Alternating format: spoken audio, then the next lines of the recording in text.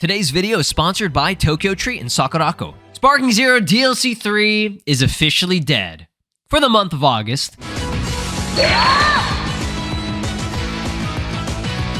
Ladies and gentlemen, we can finally talk about this. The reason I say finally is because I've been very sick over the past week now. The week before, if you guys didn't know, I was in Germany, attending Gamescom. Had a great time. Absolute blast. It was a lot of fun and everything. No sign of DLC 3 there. I was even at the official Bandai Namco booth, and there was no mention or tease of anything. I mean, obviously, you watched it, right? You watched all of Gamescom, I would hope. And the only thing we really got was the My Hero Academia trailer for the new game, The All's Justice. And that was kind of the only Shonen Jump-related anime game that has been, pushed in recent times. The Dragon Ball games have been really bad about giving us information. I don't know what's going on, man. It's just, I feel like, again, it's like a broken record. I say that like every single video. Like, I don't know what's going on, guys, and then that's the end of the video. Like this is the whole video. Me just saying, I have no idea what the fuck is going on. Let's just talk about it. Get ideas of what could be possibly happening. So I do have some ideas of what I think is going to be happening with DLC 3. Now, I say it's dead in terms of the month of August. Today that this is being posted is the 30th. It's not coming out this month, okay? I think we can all, sleep soundly tonight knowing that it's not coming out this month. But September, there should be a good chance of it releasing then. I don't see any reason for it to not release, and I said that last time too. I said, I don't think that they're going to wait until the very end of September. And guess what? I was wrong. They proved me wrong. They love to prove us wrong, right? Like, how can it be that bad, right? That you have to delay it this far to the very end of the set release time window. You know what I'm saying? Like, this was supposed to be coming out in like June/July. That was the initial planned release, and then it got delayed, and then it got delayed again. You know what I mean? So I think it's all because of that Shallot DLC. Not only did they already have like delays happening with I assume just production with it. This is Sparking Zero. There's a lot more effort and work put into a console game than something else. You know what I mean? So. And before anybody's like, well, this is a shit quality, it's garbage, whatever. I'm tired of hearing people bitch about this game so much, right? That's fine. If you want to give criticism, cool. If you're just plain out bitching, it's like, God, I'm tired of it, man. But whatever. I digress. Let's talk about what's going on with it. I have a couple of things here. So yeah, again, September, that is it, right? That is it. Unless they cross this out a second time, which would actually be the funniest shit ever. Like, I wouldn't even be mad. I would just start laughing. I mean, obviously I would be annoyed, but like, y'all would be mad. A lot of people would be mad, but at this point, I don't care. I've gotten to the point, I just don't care. Just drop the DLC. We're gonna play it for a couple of days, and then that's it, right? Unless they're doing some crazy overhaul of the game and making this like the most godliest, most unexpected DLC experience, right? Like, are they blessing this shit by Jesus to be waiting this long? Like, what are we getting maximum? Is this gonna be Super Saiyan 4 Daima Goku, Kid Goku, Adult Super Saiyan 3 Vegeta, maybe Goma, Majin Buu, and like, who else, right? I would love the Tamagamis. Feel like it might not happen, but I don't know. Maybe this pack is huge. If it's not, then like, what are they putting all that time towards? You know what I'm saying? Now, I don't see any reason why this DLC and every, previous pack, I mean, there's only one other Daima pack, right? All the Daima characters should be voiced in English dub. Every other Dragon Ball game, pretty much for the most part, has the English dub. Dragon Ball Legends recently got a huge update for the game that gave all the main heavy hitters like Majin Buu, I believe Super Saiyan 4 Goku, and Super Saiyan 3 Vegeta, they all got their English dub voices. I played it in game like the other day, and I was like, this sounds great. Why can we not get it in the other games? You know what I'm saying? Xenoverse 2 still doesn't have it yet, even though they have, Super Saiyan 4 and Super Saiyan 3, right? So I don't know if we're going to have to wait until Future Saga Chapter 3 for them to get that update, but the next update for DLC 3, it should have the English dub with it. If it doesn't, why have we waited this long? That's the only other reason why it's taking this long, is that they were just waiting to get the voice lines for the English dub, okay? Like, the DLC should be finished by now. You know what I'm saying? And again, I'm not saying I know what's going on with the production and everything, but I'm just going by the time, like the time frame of everything, right? I understand Shallot kind of threw a wrench into the plan, and that's probably why it got delayed, but not by this much. You know what I mean? Like, this is several months. Like, the last time we had a DLC was in June, right? End of June. It's been over 2 months since that dropped. And again, I know it's Sparking Zero, and it's not like Xenoverse 2, but I'm just saying, like, Xenoverse 2 was pumping out DLC almost like every month after the game, like, released. You know what I'm saying? Like, this is, like, taking 3 to 4 months for each pack to drop, and they don't even have the English dub with it. You know what I mean? Like, it's crazy. And there's no additional content other than characters. There's no outfits. There are no stages. There's no story. If there was story involved, I could understand, you know, it taking a much longer time. But this is this is ridiculous, you know, for the wait. And again, I can wait. I'm fine. I'll wait for as long as possible, but I want to see the content reflect the amount of time this is taken, right? If they release this and it's, again, just 5 characters, because for the most part, all these DLC are usually like 5 characters, and the rest are transformations, right? And the transformations, you know, they do have some unique stuff with it, and that's cool, you know? I understand that each character form kind of functions as like their own character, right? But it's still the same character, you know what I mean?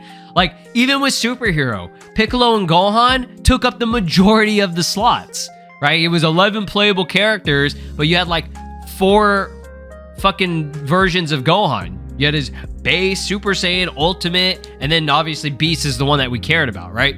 And then Piccolo, same thing. Base, Potential Unleashed, Power Awakening, whatever, Orange, and then Giant Orange, you know what I mean? And that's great. I'm glad that they gave him all his forms. They should, you know what I'm saying? But it's like, content-wise, it's like still 5 characters. Same thing with the last DLC 5. I think that was also 5 like actual new characters. So if they do the same thing here, right? And it's Goku, Vegeta, Do, Goma. I don't even know who else they would add. Maybe that would only be 4 characters. And the rest are just transformations, right? I guess Goku Mini, right? So that could be like the 5th character. Because, you know, you gotta have the Mini Super Saiyan 4 as well. So, yeah, I feel like they could easily just do another 5 characters. You know what I mean? And we might not even see the Tamagamis. But if they do the 5 characters with all their forms, right? The ones that I just mentioned, and they also include the Tamagamis, okay, that's actually like the most unique amount of characters that we've gotten out of all the DLC. So yeah, that would reflect the extra time that it would take, right? 3 extra characters, all with a unique moveset based on the anime, Tamagami 1, 2, and 3, you know, with the hammer, Tamagami 3, fucking the trident from Tamagami 2, and then, what was it, Tamagami 1 has, like, the saw sword thing, right? Yeah, I would be like, hell yeah, like, let's go, and then they all have their English dub voices, like, that's all you really need to do for me, personally, and I'll be like, hey, that wait, to me, was worth it, right? Obviously, yes, I would love more stages, I would love customization, but they never said anything. It just contains playable characters from Dragon Ball Diamond. They call them a character pack. It doesn't, there's nothing else additional. Okay, with, what was it? Hero of Justice, they just called it the Hero of Justice pack. It came with the, 3 bonus battles and that 1 new outfit for Piccolo, so then they couldn't call it just the character pack. But these, yeah, they definitely just called it a character pack, right? Which, understandable, makes sense. That's what they're advertising for it. So I could see the same situation with DLC 3. It's just going to be characters again, right? But here's the thing. Will they actually cook with this amount of time that they've had? You've had a long time, Spike. And again, I know people said like development team could be very small, and I understand that's fine. But again, we're basing it off of what we know they can do. Okay, we know that they can release this within like 3 months, right? It's been over 3 months, okay? If we go and buy what the character pack shows for the Diamond Pack between these 2 DLCs, right? It was about 3 months we had to wait. The Shallot update, I can't even really count that because it was 1 character. And obviously, yes, I know there are patches and stuff. And yeah, that could be another thing, right? That I completely forgot about. Patch notes, right? They could be patching stuff. I don't know how many times they're gonna have to patch this fucking game, dog. I guess they, I mean, it's like, it's a fighting game, Dragon Ball FighterZ. They patched that shit to death, right? And now it's dead. So I guess the same situation. They got to do it with Sparking Zero as well. They got to just constantly roll out patches for it. But it's like, can we see something other than the gameplay changes? Obviously, yes, do the gameplay changes, but it's like, there are other things we've talked about that we need for this game. Hello? You know what I'm saying? I'm not expecting any of that. I'm not. I'm just saying, like, you know, if you're gonna put in a lot of time and effort towards something, maybe just show us. You know what I mean? Like, I just want to see. I just want to see if you guys, not you guys, but like Spike and, you know, Bandai and everything, are you willing to show us what you can do for this game? Can you drop one new stage? Can you show, oh, customization's on the way? We'll release a pack that you can buy. Like, I'm willing to pay for it, bro. I'm willing to pay for it. That shit should be free. But like, if you charge money for it, like, I'm not gonna sit here and lie to y'all. I'm not gonna lie to your face and be like, I'm not gonna buy this. No, because they charge you money for outfits. You're bet your ass I'm gonna fucking buy it. I'll be first in line to buy that shit, dude. You know how long I waited for some new outfits? Hell yeah, I'm gonna get all 2 of them that they're gonna drop. But I digress. Tokyo Treat is a monthly pop Japanese snack subscription box where you will get up to 20 of the exclusive limited edition and seasonal flavored Japanese snacks, including Japanese instant ramen and drinks that are only available in Japan for a limited time. While Sakurako is a monthly Japanese artisan snack box that supports local Japanese snack makers, each box coming with 20 traditional, authentic, and artisan Japanese snacks, including Japanese teas and a special Japanese tableware. We are entering the month of September. It's starting to get a little bit more, you know, fall-oriented. I'm pretty excited. So, we got Sakurako and Tokyo Treat, as always, and we're going to be trying this out. This is a new tea. Now check this out. I've never heard of this, bro. Black soybean tea? That's kind of wild. I don't even know how you make a tea out of soybeans. That's crazy. It just looks like this. Go ahead and have that steeped off to the side. Kind of just put that in there. All right, that'll be good. Okay, let's go for Kit Kats. All right, every single month we got to try the Kit Kat. Now this is a special Mont Blanc Kit Kat. I'm trying to get one that's not like super melted. I think this little bite off the corner there. As you can see, it's just like kind of like a whitish color. Wow. Very strong flavor. You can taste that white chocolate. A little bit of that chestnut. It's got that little bit of a nutty flavor. It's good, man. Okay, Sakurako. We have these that caught my eye. It's in this really little package. It's cute. This is Shio Kenpi. I think that's how you pronounce it. It is a candied sweet potato stick glazed with sugar and salt. It's right up my alley, bro. Salty and sweet. So it is actually sweet potato. So I don't know if you had like, it's like the Utz brand, but that looks good, dude. It looks like a matchstick. Whoa. Whoa.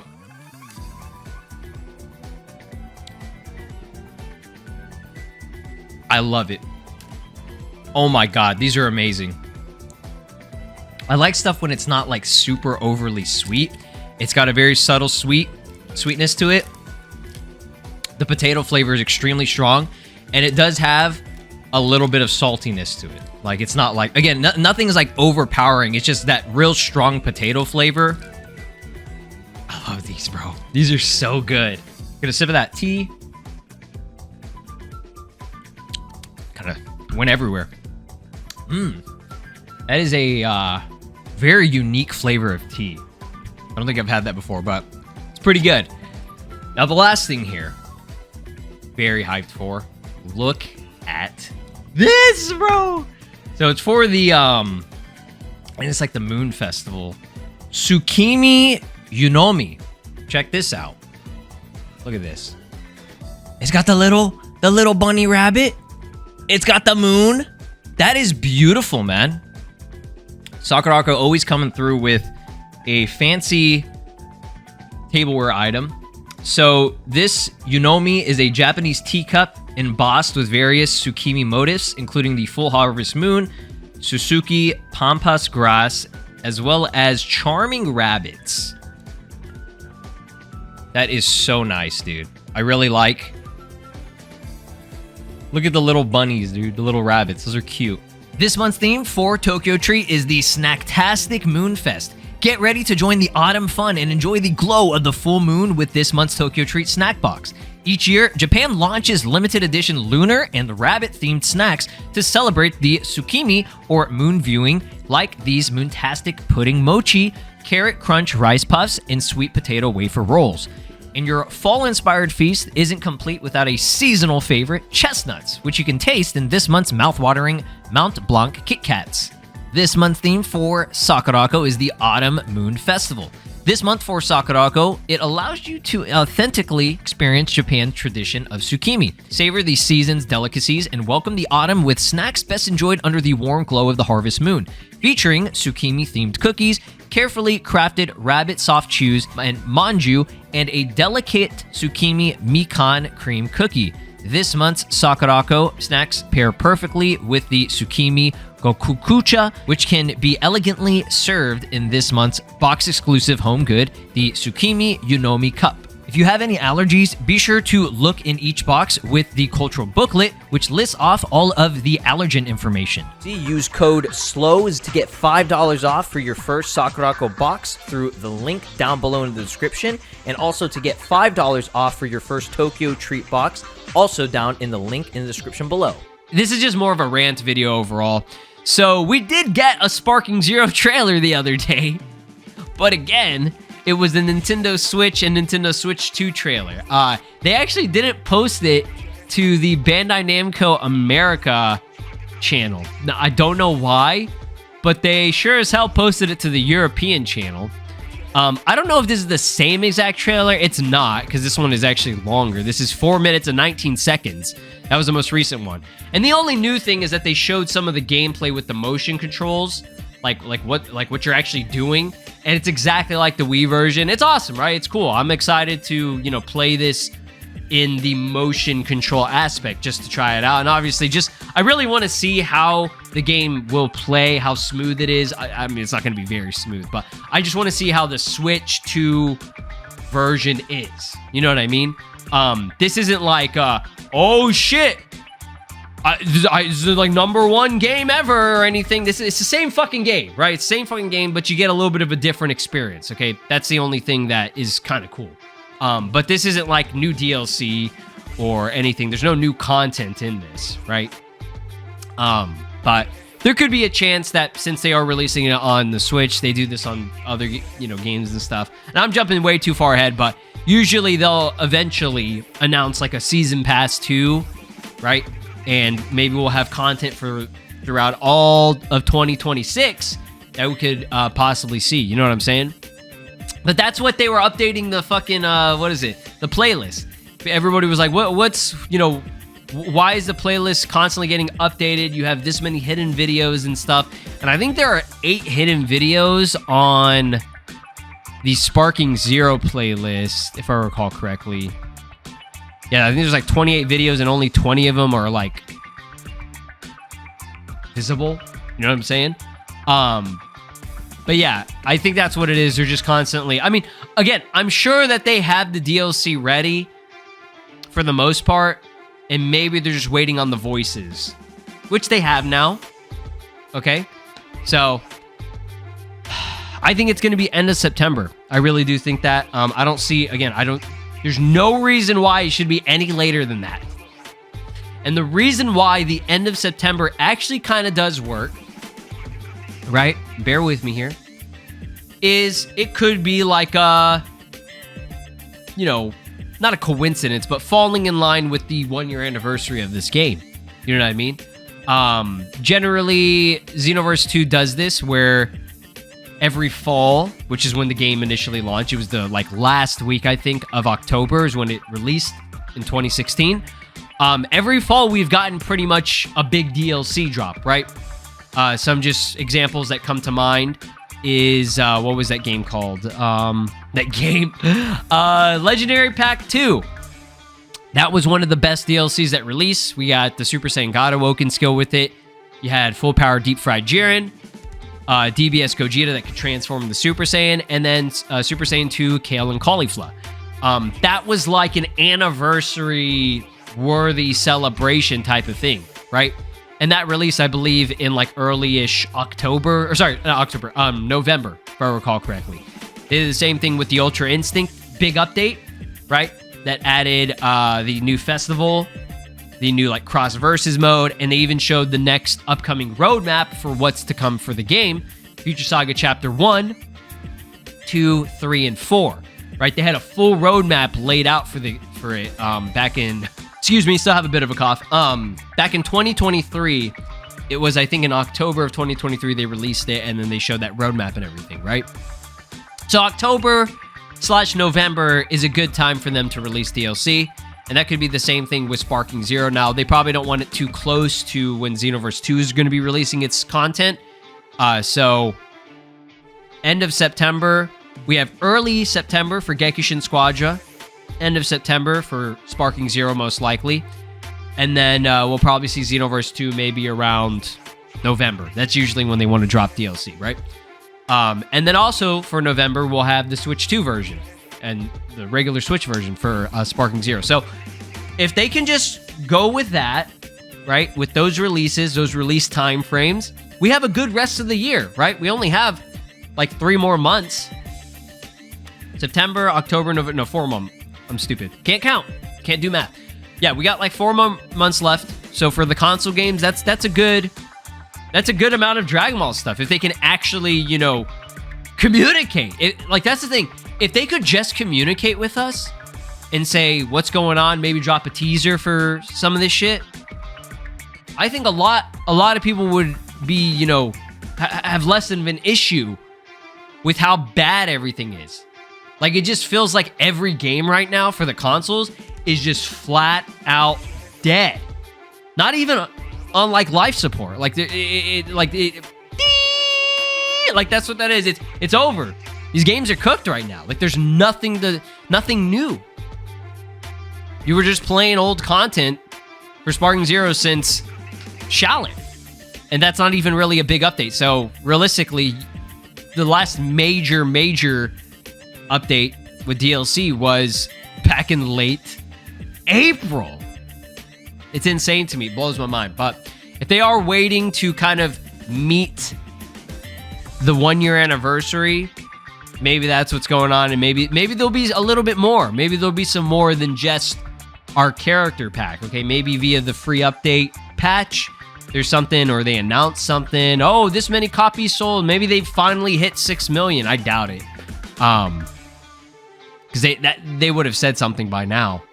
But 5.5 million, I think, was the last, which is still really good for this game. But I think we need that Switch version to drop for them to kind of push past that, right? But we'll see. We'll definitely see what's going on. That's what I think what's going on. September should be go time, right? Prime time, go time. Release this goddamn shit. This is Broly, and you are watching SLOplays. Make sure to subscribe, or else I'll destroy your entire planet.